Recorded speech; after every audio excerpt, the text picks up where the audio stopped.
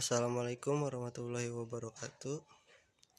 Jadi judul di kelompok kami yaitu pengenalan huruf berbasis jaringan saraf tiruan menggunakan algoritma perseptron. Sebelumnya anggota kelompok kami yaitu ada Muhammad Taufik Kamil, ada Nabila Julian Sagita, Putri Ramadanti, Salsa Ainun Amalia, dan saya sendiri Muhammad Fikri. Sebelumnya saya akan menjelaskan tentang jaringan saraf tiruan. Jaringan saraf tiruan adalah teknologi yang meniru cara kerja otak manusia untuk belajar dan memproses informasi. Dalam kasus ini, jaringan saraf tiruan digunakan untuk pengenalan huruf. Penjelasan tentang algoritma perseptron. Pelatihan jaringan saraf tiruan melibatkan pemberian data pelatihan pada jaringan untuk belajar mengenali huruf. Algoritma perseptron digunakan untuk menghitung bobot dan bias yang diperlukan untuk pengenalan huruf. Selanjutnya ada pengenalan huruf dengan algoritma perseptron. Pada kasus ini, kita akan membahas tentang pemanfaatan teknologi jaringan saraf tiruan dan algoritma perseptron dalam pengenalan huruf dengan tujuan meningkatkan akurasi dan efisiensi. Materi yang akan dibahas meliputi proses pelatihan jaringan saraf tiruan untuk mengenali huruf, karakteristik, dan kelebihan teknologi jaringan saraf tiruan dalam pengenalan huruf dengan teknologi ini. Tujuan dari topik ini adalah untuk memperkenalkan teknologi terbaru dalam pengenalan huruf dan memberikan informasi yang akurat dan terpercaya tentang aplikasinya. Perkenalkan, nama saya Nabila Julian Sagita. Pada kesempatan kali ini saya akan mempresentasikan sebuah flowchart yang menunjukkan proses pengolahan data biner menggunakan matriks. Flowchart ini terdiri dari beberapa tahapan yang akan saya jelaskan secara rinci. Yang pertama, tahap pertama adalah langkah memulai proses. Flowchart dimulai dengan simbol oval yang menunjukkan permulaan alur kerja. Lalu ada input dataset biner. Di langkah ini kita melakukan input dataset yang berbentuk biner. Data biner ini merupakan data awal yang akan diproses lebih lanjut. Selanjutnya, setelah dataset diinput, langkah selanjutnya yaitu memasukkan data training yang juga berbentuk biner.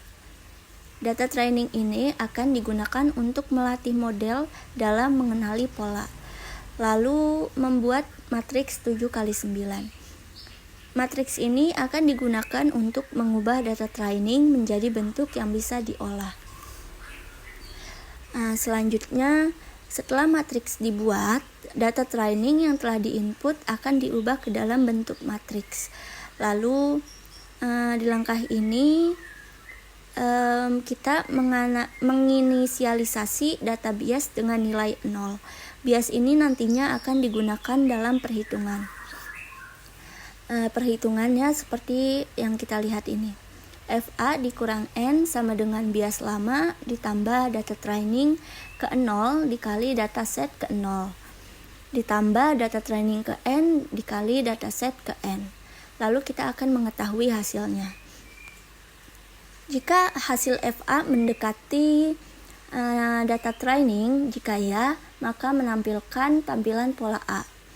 Jika tidak mendekati, maka dilanjutkan ke pengecekan selanjutnya. Jika hasil FB mendekati data training, jika ya, akan menampilkan tampilan pola B. Jika tidak, maka dilanjutkan ke pengecekan berikutnya. Jika hasil FN mendekati data training, jika ya, tampilan pola akan menampilkan pola ke N. Lalu jika tidak, tampilan data tidak valid. Lalu tahap terakhir adalah mengakhiri proses yang ditandai dengan simbol oval ini. Selanjutnya kita akan melihat program yang sudah kelompok kami buat, yaitu dimulai dengan mendefinisikan pola-pola huruf A sampai dengan F dalam bentuk array bernama W. Setiap baris array mewakili satu huruf. dan setiap elemen dalam baris tersebut mempresentasikan piksel. Yang menyala adalah 1, yang tidak menyala adalah 0 dalam pola huruf tersebut. Selanjutnya, sebuah pola input didefinisikan dalam array input. Ini adalah pola huruf yang akan diidentifikasi oleh program. Lalu program akan mencetak pola input dalam bentuk matriks 9 kali 7 atau bisa 7 kali 9 untuk memudahkan visualisasi. Cetak pola input ini dapat membantu pengguna untuk melihat huruf yang telah diinputkan. Selanjutnya, menghitung jarak Euclidean ke setiap pola. Program menghitung jarak Euclidean antara pola input dengan setiap pola huruf yang telah didefinisikan tadi dari pola A sampai pola F. Jarak Euclidean ini adalah ukuran kesamaan antara dua pola. Semakin kecil jaraknya, semakin mirip kedua pola tersebut.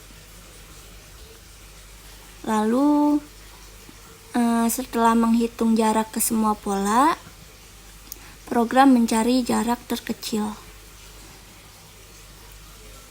Pola dengan jarak terkecil dianggap sebagai pola yang paling mirip dengan inputan. Dan output yang dihasilkan yaitu diakhiri program menampilkan hasilnya, memberitahu pengguna huruf apa yang paling mirip dengan pola input tersebut.